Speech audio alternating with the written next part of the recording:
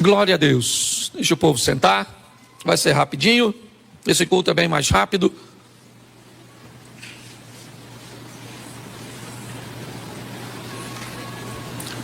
Isso. Pegue a sua Bíblia aí. João capítulo 5, verso de número 17. João 5, 17. Coloque para mim, por favor, na tela.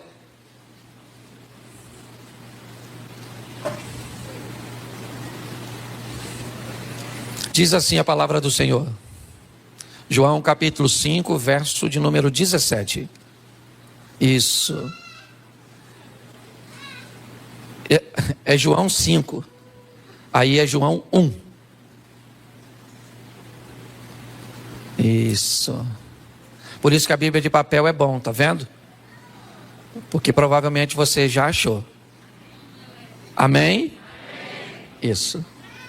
E Jesus lhes respondeu: meu Pai trabalha até agora e eu trabalho. Meu Pai trabalha até e eu trabalho. Meu Pai trabalha até e eu trabalho. E eu trabalho. E eu trabalho. Glória a Deus. Isso, o povo precisa trabalhar. Certo? Bom, inúmeras vezes quando você vai olhar Deus chamando pessoas, dificilmente você vai ver Deus chamando alguém que está à toa. Me parece que na ótica de Deus, quer que algo seja feito, peça a alguém que está ocupado. Porque se alguém está desocupado, alguma coisa tem. Ele pretende chamar Moisés para libertar o povo. E Moisés está trabalhando quando tem a visão da sarça. Ele pretende chamar Gideão, ou um libertador, para libertar o povo dos midianitas. E ele pega um cara que está malhando o trigo no lagar. Ele quer um rei para Israel. E tanto Saul está procurando, né, os animais de seu pai, quanto Davi está trabalhando. Aliás, quando Samuel chega na casa de Jessé para ungir o rei, o único filho de Jessé que está trabalhando é Davi. E Deus disse: ó, ninguém come nada antes do trabalhador chegar. Mas hoje eu quero falar de Eliseu. Um indivíduo que foi chamado, é verdade, para substituir nada menos, não vou dizer substituir, mas para dar sequência ao trabalho, né, ao ministério de Elias. E ele também estava trabalhando. E hoje eu quero te mostrar que a vida, inevitavelmente, ela vai requerer de você esforços, posicionamentos, ações, que vão gerar para você resultados. Muitas vezes, as pessoas ficam buscando resolver alguns problemas, mas não vão na fonte do problema. Então acabam vivendo apenas paliativos e muitas vezes vivenciando ciclos. A vida de algumas pessoas parece um looping. Ou seja, hoje ela está bem e ela vai indo bem, mas de repente ela volta novamente numa crise, num afastamento, ela volta num problema. São casamentos vivendo isso o tempo inteiro, nunca conseguem uma constância. E eu quero mostrar hoje, na trajetória do profeta Eliseu, como as coisas aconteceram e pegar alguns exemplos para aplicarmos no nosso cotidiano. Deixa eu te explicar, quando nós queremos que alguns princípios bíblicos, eles se cumpram na nossa vida, o mundo espiritual, apesar da palavra ser poderosa, e nós aprendemos isso e muito, que há poder na nossa palavra, o mundo espiritual, ele não respeita simplesmente o que nós falamos, o mundo espiritual respeita o que nós fazemos. Eu não sei se você lembra, quando alguns tentam expulsar um demônio utilizando a metodologia do apóstolo Paulo, eles ficaram olhando como Paulo expulsava um demônio, e quando um demônio apareceu, eles usaram o mesmo método de Paulo. E o demônio disse para eles: Paulo, eu sei quem é. Aquele que Paulo diz, eu também sei. Mas e vocês? Quem vocês são? Então é muito importante você e eu entendermos que a nossa vida está aguardando decisões, posicionamentos, posturas, que podem nos levar para um lugar. Como eu sempre digo, futuro para nós não é um tempo, futuro para nós é um lugar. E para que lugar eu estou indo? Basta eu olhar o que eu estou fazendo. Como é que eu estou me posicionando. Quando nós vamos olhar para Eliseu, eu vou pegar desde o momento que ele aparece, vai ser rapidinho, 5 tópicos, bem rapidinho, para que você entenda. Eu só preciso que coloque aqui, nós estamos com algum problema aqui? Não. Não? Então vamos lá, primeiro livro dos Reis, capítulo de número 19, verso de número 19. Primeiro livro dos Reis, capítulo 19, verso 19. Partiu, pois, Elias dali e achou a Eliseu, filho de Zafate, que andava lavrando com 12 juntas de bois adiante dele. Ele estava com a 12ª. Elias passou por ele, lançou a sua capa sobre ele, põe o 20. Então deixou ele os bois, correu após Elias e disse: deixa-me beijar meu pai e a minha mãe, então eu te seguirei. E ele disse: vai e volta, porque te tenho eu feito. Por que te tenho eu feito? Vamos lá, deixou esse os bois. Isso aí. Voltou, pois, atrás dele, tomou as juntas de bois, os matou, e com os aparelhos dos bois, cozeu as carnes, deu ao povo, comeram, então se levantou, seguiu Elias e o servia. Preste atenção.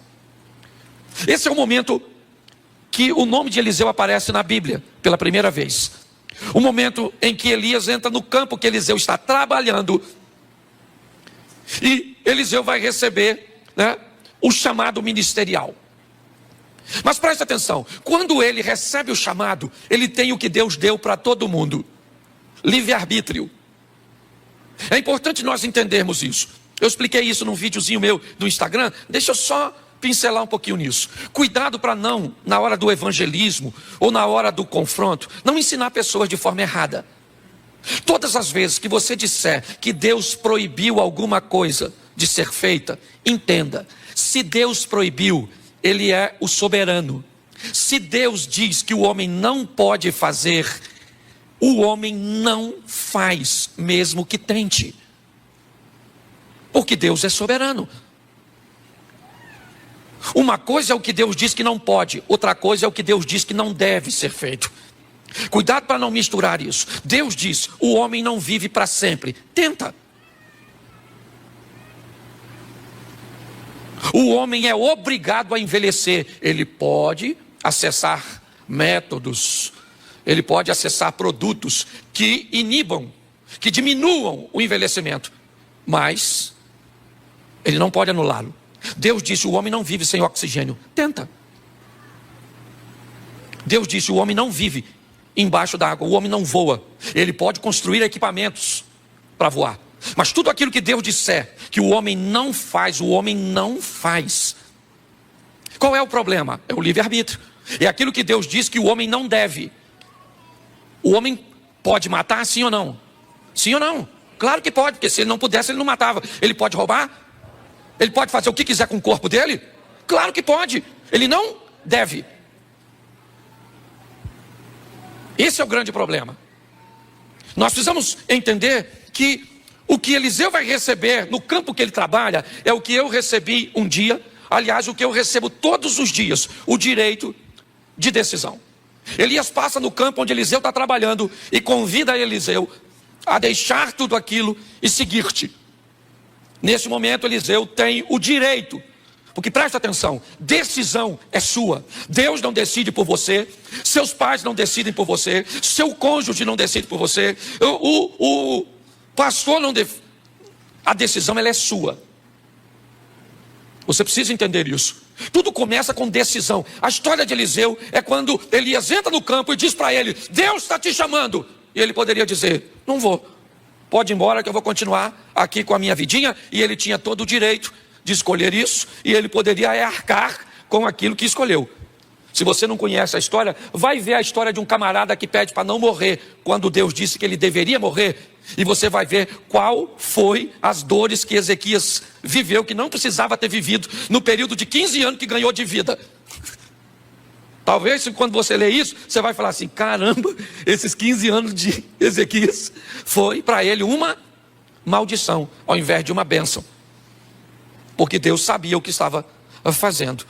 Quando nós olhamos para esse momento, o que nós vamos ver é que quando Eliseu decide ir, ele vai até Elias e diz: eu vou, mas eu não vou de qualquer jeito. Eu decidi ir com o senhor, Mas se é para eu ir, me deixa em casa, porque eu vou beijar meu pai e a minha mãe. Se é para eu ir, aguarda um pouquinho, porque eu vou matar meus bois. Eu vou pegar aquela estrutura de madeira que une os bois e vou fazer uma fogueira. Eu vou destruir tudo aquilo que me prende à vida antiga antes de eu ir para a nova. Eu não sei se você já ouviu falar de uma batalha, né, de Siracusa, uma batalha contra Cartago, onde assim que as tropas descem para uma batalha, o capitão manda incendiar todos os seus navios. Ele manda atacar fogo nos próprios navios, simplesmente para dizer para ele mesmo e para todos os seus soldados que não há uma segunda opção. Ele chegou ali, ou ele vai vencer, ou ele vai vencer. Não tem outra, é só vitória. Quando nós queremos mudar de vida, o poder de decisão foi o que fez Ruth e com Noemi, foi o que fez Daniel mostrar quem era Deus na Babilônia. Todas as pessoas que estão decididas, o poder de decisão, certo? Quando nós lemos o profeta Daniel, o texto diz, e Daniel decidiu no seu coração não se contaminar. Quando Noemi viu que Ruth estava totalmente decidida, parou de interpelá-la. Todas as vezes que o mundo, a vida, entende que você decidiu, ela sabe que a sua vida vai para a próxima fase. Quando nós olhamos Eliseu, o que ele faz? A história dele começa com a força da sua decisão. Eu mato os bois para quê? Porque eu não vou voltar mais. Vou beijar meu pai e minha mãe e vou dizer, nunca mais eu pego no arado, nunca mais eu vou voltar à minha vida antiga, porque Deus está me chamando para uma nova vida e essa antiga não me cabe mais. Você sabe qual é o problema? Muitos de nós deixamos um ambiente seguro. Tentamos levar uma nova vida com velhos amigos, com velhos hábitos, com uma velha postura. Inevitavelmente, nós não vamos obter êxito. Sabe por que a Bíblia diz que é melhor você ser frio ou quente, mas você não pode ser morno? Porque nada atrapalha mais o evangelho do que um crente morno. Se o cara está dentro, ele está dentro. Se ele está fora, ele está fora. Mas se ele está dentro de qualquer jeito, ele atrapalha o sistema. Ele joga contra. A história de Eliseu começa com uma decisão. E a decisão dele é o seguinte: o que me prende à vida antiga? Meus bois e esse arado. O que eu faço com ele? Eu mato, dou uma festa e mostro para todo mundo que essa vida antiga não me cabe mais. Acabou. Vocês estão me vendo pela última vez cuidando de um arado. Eu estou indo para a próxima fase. Nós precisamos tomar essa postura de decisão quando vamos andar com Deus. Abandonar a vida antiga e dizer, não me cabe mais. Esse tipo de comportamento, esse tipo de amizade, esse tipo de negócios, isso não cabe mais, não me pertence, não faz parte mais do meu mundo. Mas isso é uma decisão que você tem que tomar. Provavelmente ela não vai ser fácil, por quê? Porque ela vai depor contra você. Você vai ter contra você diversos argumentos, sejam eles financeiros, sejam eles emocionais. Inevitavelmente. Só que é você que decide. A história aqui começa com uma decisão. O próximo passo, segundo livro dos Reis, capítulo 2, verso 1. A segunda etapa da vida de Eliseu. Segundo livro dos Reis, capítulo 2, versículo de número 1. Sucedeu, pois, que havendo o Senhor de elevar a Elias num redemoinho, ou um redemoinho ao céu, Elias partiu com Eliseu de Gilgal. Presta atenção. Elias está agora indo para a fase final de seu ministério. E o ponto de partida era Gilgal. Eu gosto dessa cidade. Coloca para mim, por favor. Josué capítulo 5, verso 8. Só para me mostrar para vocês o que significa a palavra Gilgal para o povo, para Eliseu. Isso. E aconteceu que, acabando de circuncidar toda a nação, ficaram no seu lugar no arraial até que sararam. E disse mais o Senhor a Josué: hoje revolvi de sobre vós o opróbrio do Egito, pelo que o nome daquele lugar se chamou Gilgal, até o dia de hoje. Estando, pois, os filhos de Israel alojados em Gilgal, celebraram a Páscoa. Presta atenção: Gilgal, Páscoa; Gilgal, circuncisão. Para um judeu, duas coisas que têm o significado de aliança. O ponto de partida depois de uma decisão, eu vou deixar a vida para trás, é uma aliança. Quando nós falamos de casamento, nós dizemos que casamento é duas coisas. Uma, ele é um contrato. E segundo, ele é uma aliança. Como contrato, ele pode ser reincidido. Como aliança, não. A próxima fase da vida de Eliseu, o que é? É uma aliança. E ele vai assumir um compromisso com aquilo que ele pretende fazer. É um caminho que para ele não tem volta. É dali e para frente. A história dele caminha com um novo comportamento, com uma nova visão, com uma nova mentalidade. Por quê? Para Eliseu ele não tem mais para onde voltar. E se não der certo, eu volto para os meus bois. Eu não tenho mais bois. E se não der certo, eu já dei uma festa de despedida e disse para todos os meus amigos que aquela vida não me cabe mais. Quando eu decido me aliançar, inevitavelmente, a minha vida, ela não tem mais retorno. Não dá mais. Agora é apenas uma direção, é para lá que eu vou. Cristo é o meu Senhor. Obedecer é a minha razão, é para lá que eu estou indo. 1000 cairão ao meu lado, 10.000 à minha direita, mas eu não vou ser atingido. Eu vou olhar tudo isso e sei em quem tenho crido. A vara e o cajado do Senhor é o que me consola. Eu sei o que eu estou vivendo, aquele que há de vir virá. Não interessa se as coisas estão acontecendo a meu favor ou contra, acabou. Para mim não interessa se quem desvia é o fulano, é o ciclano, se o outro adulterou, se fulano está roubando, se aconteceu isso, se minha mulher me trai, se meus filhos se perdem, se acontece isso, se eu perco tudo que eu tenho. Não, acabou, é uma aliança. Eu assumi um compromisso com Deus. É uma aliança que não tem como quebrar. Hoje está tudo muito condicional, sabe? Depende, tudo é relativo. Depende muito, sabe? Quais são as variáveis? Não, querido. O que Eliseu faz é uma aliança. Gilgal traz a representação de uma aliança. Circuncisão e Páscoa, ok? É aquilo que Davi olha quando vai enfrentar o gigante. Todo mundo está olhando para o gigante. Davi olha para a circuncisão. Todo mundo tem medo do gigante. Ele é grande, ele está bem armado, ele é poderoso. Nossa, ele é um perigo. Davi diz: quem é este incircunciso para desafiar o exército do Deus vivo? Eu vou matar ele. Por quê? Porque ele é forte, grande, mas eu tenho aliança com o Todo-Poderoso. Pessoas que têm alianças, elas vivem de forma diferente. Seu ambiente de fé é mais seguro. São pessoas que sofrem, é verdade. São pessoas que muitas vezes perdem, porque sofrimento e perda fazem parte da vida. É assim que funciona. As pessoas aliançadas, você pode notar, aconteça o que acontecer, ela está firme. Não interessa se ela está. Eu me converti em 1992. 1992. E pode dizer para você, até aqui me ajudou o Senhor. Eu nunca me desviei, nunca me envolvi num escândalo, nunca fiz nada, porque eu fiz uma aliança. Eu não tenho para onde voltar. Em 1992 eu deixei todos os meus amigos, eu parei de beber. Eu parei de fazer uma série de coisas. E as pessoas ficavam olhando e diziam assim, é só uma questão de tempo até ele voltar atrás. O que eles não sabiam é que eu tinha matado meus bois e eu não tinha para onde voltar. A sua vida está esperando você tomar uma decisão. Que decisão é essa? De fazer uma aliança. É isso que Eliseu faz. Gilgal é o ponto de partida. Eu me aliancei. Enquanto você não estiver disposto a fazer uma aliança com outra pessoa, não se case. É assim que funciona. Quando você vai assumir um compromisso, você tem que colocar isso, como prioridade.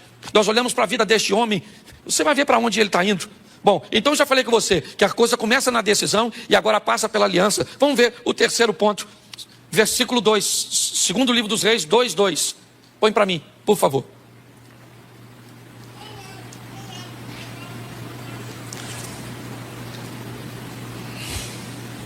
Nos diz assim: e disse Elias a Eliseu, fica aqui, deixa por aí, por favor, porque eu vou usar para me ajudar. Disse Elias a Eliseu, fica aqui. Uma das frases que Eliseu vai ouvir o tempo inteiro nesse texto é fica aqui.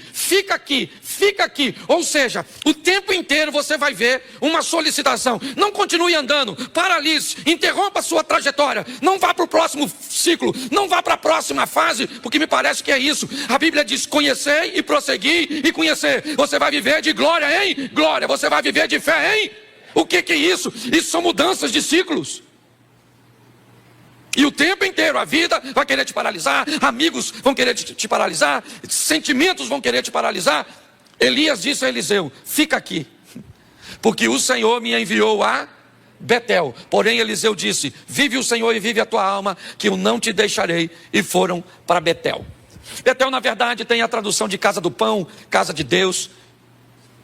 Eu queria que você entendesse que Betel é local de resistência, porque viver com gente, viver na igreja, é desafiador. Dos 10 mandamentos, 7 são direcionados para relacionamentos. Ame o próximo como a ti mesmo. Ame o próximo como? Ame o próximo como? Nunca mais do que você. Me parece que é meio que ame o próximo e ame você. Ame o próximo e ame você. Nunca ame você mais que o próximo, nem o próximo mais que você. Ah, pastor, eu não consigo amar o próximo porque eu não me amo. Então vai para o Novo Testamento e aprenda o que Jesus disse. Ame o próximo como Cristo amou a igreja. Se você não tem base de amor, pega o de Cristo. Mas você é obrigado a amar. É assim que funciona. Quando nós vamos olhar aqui, nós vemos resistência. Porque para viver na igreja, igreja, ó, preste atenção. Tem gente boa, tem gente ruim. Tem gente que não fala nada e tem gente que fala tudo. Tem gente que paga os outros, tem gente que não paga. Tem gente que fica de olho nos outros, na mulher dos outros. Tem ou não tem? Tem mentiroso, tem fofoqueiro, tem tudo. Tudo. Pastor, por que o senhor não exclui tudo? Porque senão fica vazio. Se nós expulsar todo mundo, como é que vai fazer? Deixa eu te falar uma coisa. Segundo Jesus e a Bíblia, o lugar de gente ruim é na igreja. Fulano, pastor, o senhor sabe que aquele irmão que vem todo culto fuma? Sei. E ele diz que é membro? Diz. Ele é membro? Acho que não, mas não fala para ele não. Porque de repente ele pode ir embora. Mas não é melhor ele ir? Ele não defama, não. A igreja é um rio de água viva. A igreja é do Senhor. Ninguém defama a igreja. Não, ela pode até ficar só se não houver postura e posicionamento. É assim que funciona. Ah, a pessoa tem que parar de mentir para aceitar Jesus. Não, ela tem que aceitar Jesus mentindo. E aí o Espírito Santo vai falar: ô, Pinóquio, de uma figa, muda de postura. Entendeu? O cara tem que... Ela é mulherenga e vem para a igreja. Deixa o cara aí. Não pode ver uma mulher que ele entra em modo conquistador, já viu? Tem uns irmãos na igreja assim. E olha, uma mulher faz assim, ó. Ele tá assim, ó. Mostra o relógio, sacode a chave do carro, estufa o peito, parece um sabiá. O que é isso? Modo conquistador. Se essa pessoa... Gente, deixa a turma aqui. Se não mudar aqui, vai mudar. Onde? A psicóloga está morrendo de rir porque já identificou 200. Igreja, presta atenção. Primeiro, decisão, depois aliança. Terceiro, resistência, meu filho. A chapa é quente, o bagulho é doido. Você lida com gente que diz que você é uma bênção e ali fora está descendo o sarrafo em você. Irmão, a paz do Senhor. E você, a paz do Senhor, querido. Você não sabe se você é cínico, se você é amoroso. Você não sabe quem você é. Porque tem que ser resistente, tem que ser. Senão, vá para o inferno. A chapa é quente, meu filho. Eu gosto de Eliseu porque tem que passar por Betel. Casa do pão, casa de Deus. Lugar de desafio. Gente que era para trabalhar no mesmo propósito. Tem inveja de quem está fazendo? Onde já se viu isso? Você está fazendo. Pastor, viu a pessoa que estava ali limpando o banheiro? Não é função dela. E não estava limpando? Ah, mas eu acho que tinha que ter autorização. Para passar um pano na urina? Precisa não. Deixa sem autorização mesmo. Você está rindo, mas é difícil, desafiador. Se você não se preparar, você não fica em igreja nenhuma, porque todo lugar tem. E qual é o lugar que mais tem? Aqueles que pensam que não tem. Lá que está o maior foco. Porque quando as pessoas sabem que tem, elas procuram mudar de vida. Então tem que ter resistência, meu filho. Tem que ter, porque a gente não sabe que hora Jesus volta. Quanto tempo ele falou que vai voltar? Ainda não voltou. Ó, eu era garota e já estava voltando. Jesus está voltando. Aceita ele, já aceitei, tem 30 anos. Ele não voltou até agora. Resistência, meu filho. É assim que funciona, tá certo? Quando nós olhamos, nós vemos isso. É o exemplo de Jó. Pensa num bicho resistente. Pô, o cara perdeu tudo, gente, não fez nada. Sabe o que ficou? A mulher dele. A única coisa que não morreu. Na minha opinião, devia ser a primeira. Não. Uma mulher extraordinária, resistente. Os filhos morreram, sim ou não? Sim. Ela divorciou?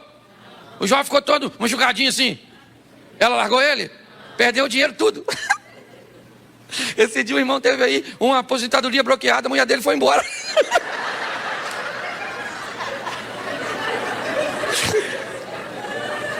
Oh, meu Deus, me dá sabedoria para ser pastor. Eu vejo cada coisa que até Deus duvida. Estou falando sério, resistente, certo? Jó perdeu tudo, estava lá, não pecou, porque tem que ter resistência, meu filho. Vai andar com Deus, o negócio é desafiador. Você anda lá no seu trabalho, só você, muitas vezes, vive uma vida ali íntegra. Você não fala nada de ninguém, cada um faz o que quer. Mas quando você vive uma vida de postura correta, a sua postura correta denuncia a postura incorreta. E o povo começa a te perseguir. Tem que ser resistente. Posso ouvir um amém? Amém. Isso. Vamos para a próxima fase aí. Capítulo 2, ainda no verso 4 agora. Verso 4. Disse Elias: fica aqui. Aqui onde? Em Betel. Fica aqui em Gilgal, fica aqui em Betel, ok? Fica aqui porque o Senhor me enviou a Jericó. Porém ele disse: tão certo como vive o Senhor e vive a tua alma, que eu não te deixarei. Note que novamente uma força está sendo empregada para paralisar Eliseu. Ele diz: eu não vou parar, tão certo como vive o Senhor e vive a tua alma, que eu vou com você. Eu não vou ficar em Betel, porque Betel não me para. Relacionamentos interpessoais não me param. Eu sou resistente para sobreviver a eles. Mas agora vamos para onde? Jericó. Tradução: em alguns lugares, cidade das palmeiras. Em outros lugares, cidade do mau cheiro. Comércio de rua, muros altos, pouca circulação. Provavelmente o cheiro não era dos mais agradáveis naquele ambiente. Basta você passar perto de uma barraca de peixe, muitas vezes, né? No final do dia, depois de uma feira. É só para você ter mais ou menos um entendimento. Mas se Jericó era conhecida como cidade das palmeiras porque tinha por fora, ela é conhecida por cidade mal cheirosa pelo que tinha por dentro. Me parece que agora, depois da resistência, eu vou ter que sobreviver à hipocrisia, ao comportamento de não querer vender uma aparência para os outros que não reflete uma realidade do que eu vivo. Esse é o grande problema. Muitas pessoas muitas vezes não mudam porque não pode tratar o mau comportamento, porque as pessoas não podem saber que ela tem aquele comportamento incorreto. Então ela não pode tratar, porque às vezes tem um cargo na igreja, e se alguém souber que ela tem aquele comportamento incorreto, ela pode perder o cargo. Então para ela o cargo é mais importante que a salvação. Ela então acaba vivendo uma vida de hipocrisia. O hipócrita, normalmente ele tem uma questão muito peculiar. Ele precisa acusar os outros, porque todas as vezes que ele acusa os outros, inevitavelmente ele está defendendo, né, uma imagem de que ele cumpre aquilo que ele acusa. Certo?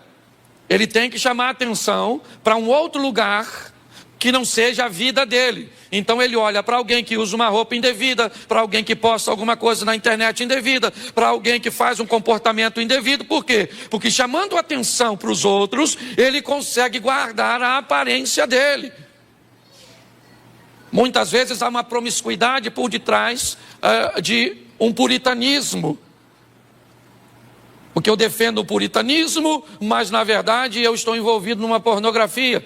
Mas eu então começo a chamar a atenção, né, de comportamentos de outras pessoas. O que é isso? A vida de Eliseu também passa por Jericó. Aquele local onde a aparência fica para trás. Nós temos que tomar muito cuidado com isso. Trate suas debilidades. Quem trata suas fraquezas não vai ser exposto a fracassos. Quem tem coragem de dizer ou falar de suas debilidades não vai vivenciar escândalos. Cuidado com isso. A Bíblia diz que tudo que está em oculto, uma hora vai vir à tona. Entenda bem, o diabo manda fazer, mas não guarda segredo. É assim que funciona, certo? Você quer ver uma questão de aparência? Para me fechar essa parte, Jesus vem andando, de longe vê uma figueira cheia de folhas. O que a figueira parece? Que tem fruto. Então, como ela tem a aparência que tem fruto, Jesus vai até ela para buscar fruto. Mas pastor, o texto diz que não era tempo de fruto. Se não era tempo de fruto, aquela figueira não podia estar cheia de folhas daquele jeito. Quando ela está, no comportamento produtivo da figueira, quando ela estava daquele jeito, ela não era a única figueira em Israel. As outras figueiras estavam todas sem folhas. Aquela figueira estava cheia de folha. Então ela passava uma mensagem, ela transmitia uma aparência que ela tinha fruto. Jesus vai até elas e quando ele chega lá, o texto diz que Jesus procura fruto e não tem, porque não era tempo de fruto. Se não era tempo de fruto, por que ela está aparentando que tem? Jesus disse, então a partir de hoje, ninguém vai comer mais fruto de ti, porque quem quer viver de aparência vai perecer. Encare sua realidade, suas debilidades, suas fraquezas, se fortaleça. É isso que a Bíblia... Mas pastor, como é que funciona isso? Então quer dizer que eu tenho que ter uma decisão forte, eu tenho que assumir uma aliança, eu tenho que obter resistência, eu tenho que fugir da hipocrisia e de uma vida de aparência. Por isso, preste atenção. Verso 6 e eu termino aqui. E disse Elias, fica aqui porque o Senhor me enviou ao Jordão. Mas ele disse, vive o Senhor e vive a tua alma, que eu não te deixarei. E assim ambos foram juntos. Verso seguinte. E foram 50 homens dos filhos dos profetas, e de longe pararam de fronte, e eles ambos pararam junto ao Jordão. Preste atenção. Temos 52 homens. 52. Eliseu, Elias e 50 dos filhos dos profetas. 2 homens atravessam o Jordão. Elias e Eliseu. Se você quer saber qual é o resultado final dessa equação, é que quem toma decisão e leva adiante, estabelece uma aliança com Deus e vai viver num nível alto de resistência, não conservando uma aparência equivocada ou uma hipocrisia. 52, 2 atravessam, e um dos que atravessam sobe para encontrar com Deus, e o outro volta sozinho. Repita comigo, sozinho. Entenda uma coisa, a caminhada com Deus, de quem decide, faz aliança, tem resistência, certo? De quem foge da aparência, é uma vida solitária. Se nós tivéssemos mais pessoas, talvez fosse mais fácil, mas não temos. É bem solitário. Você vai para lá para onde você trabalha, quantas pessoas querendo o que você quer tem lá? Pouquíssimas. Você vai para onde? Para a sua faculdade, para a sua universidade, para a sua pós-graduação, quantas pessoas tem lá?